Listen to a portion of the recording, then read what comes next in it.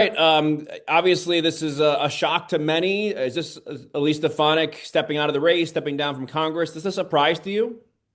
Well, it is a little bit. I haven't talked to her in a few days. I haven't talked to anybody from the campaign, so I found out about it just like everybody else. With the tweet here just about an hour ago, I guess it was.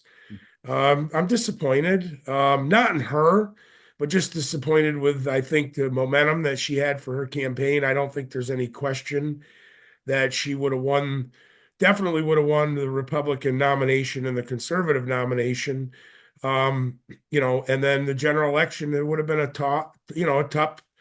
tough uphill battle. But I think that Elise was the one that could have defeated Kathy Hochul. Did you have any indication the last time you might have spoken that she wasn't sure? No, no, never. She's been that's the type of person she is. When she's committed to something, she's committed. But listen, she's got a 4-year-old child who she hasn't been able to spend the time with that she wants to.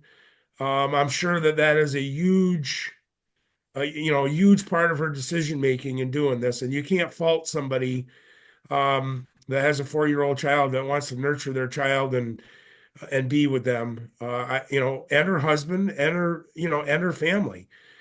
Sometimes when you have time to think about things and you spend time with your family, it changes your decision making. So, listen, she has been a fighter, especially for rural upstate New York. Her 10 plus years in Congress will not be forgotten. She put upstate New York and the 21st Congressional District on the map. She is not just a state Republican leader, but she's a national Republican leader. You've heard President Trump talk several times that Elise Stefanik is a fighter and the greatest, and she'll continue to do some. And listen, Elise is young. Maybe she needs this time, with family. And who knows, 5, 10 years down the road, you don't see Elise Stefanik again, and maybe even at the national level. I've always joked with her that someday she's going to be calling 1600 Pennsylvania Avenue as her residence. So, you know, listen, we've got a good candidate standing right there right now. Bruce Blakeman's a great guy. I've known Bruce for years.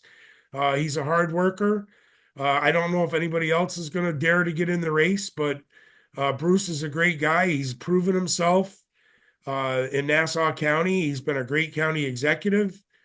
It's not like he isn't known around the state in Republican and conservative circles. He's won in Nassau County where the Democrats outnumber the Republicans. He's won 2 big elections out there. I think as people get to know Bruce, they're probably gonna like him. And at this point, we need somebody that can defeat Kathy Hochul.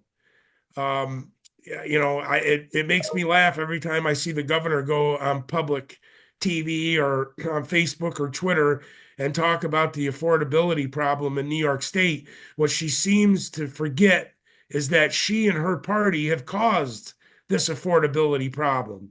So we as Republicans need to make sure that people remember that the energy problems that we're having in the state of New York, the affordability issues, the safety and security issues were all brought on by Kathy Hochul and Democratic one-party rule in New York State.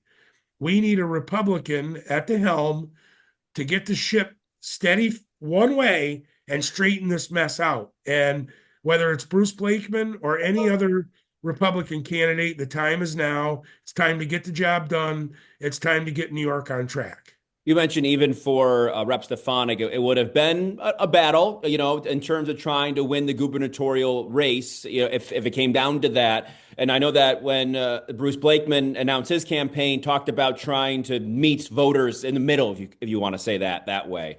What does he have to do to be able to do that at this point? Well, How, how well, does how first, does he cross that divide, if you will? and I think that this is important. You need a distraction-free campaign.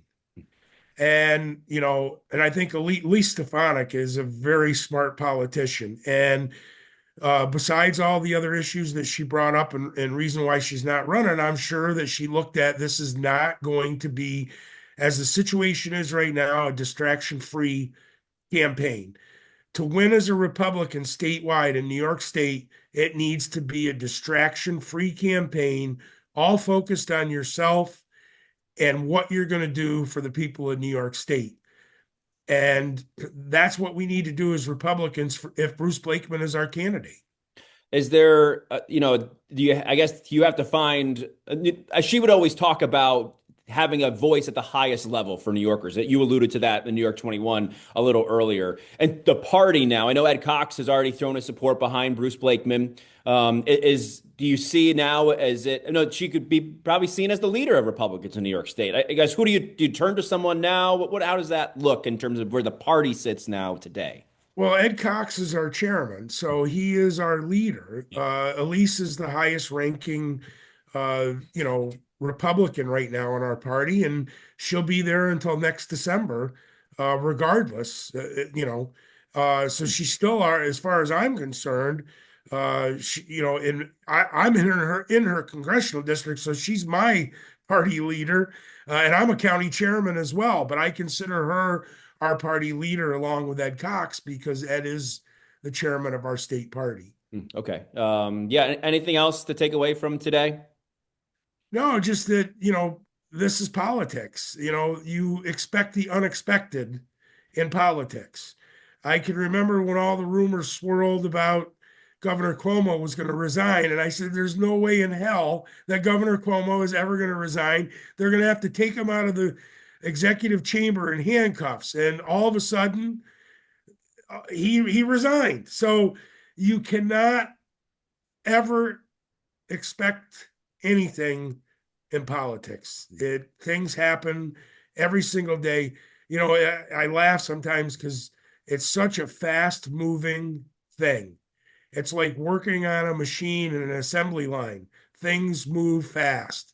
And if you're 5 minutes late sometimes, you miss it all. It's a good thing I have alert on Twitter, Tom, or you would have known before me.